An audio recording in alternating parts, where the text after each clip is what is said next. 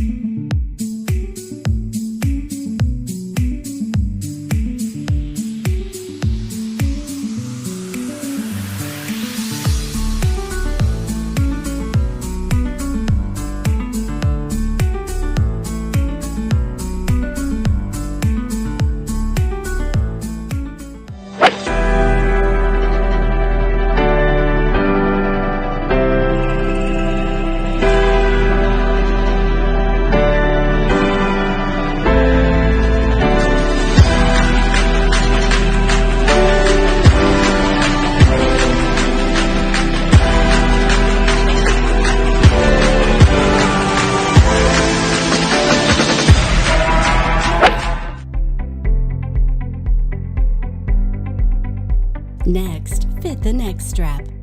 Open the neck strap and hold one end in each hand. The nose loop should hang down like the letter T. Position the neck strap as high up on the neck as possible, just behind the ears. Gently pull any excess skin and coat down and out from under the neck strap. The neck strap must be snug so only one finger can fit under it, and it cannot rotate around the neck. If the neck strap rotates, so will the nose loop, which may cause chafing of the skin.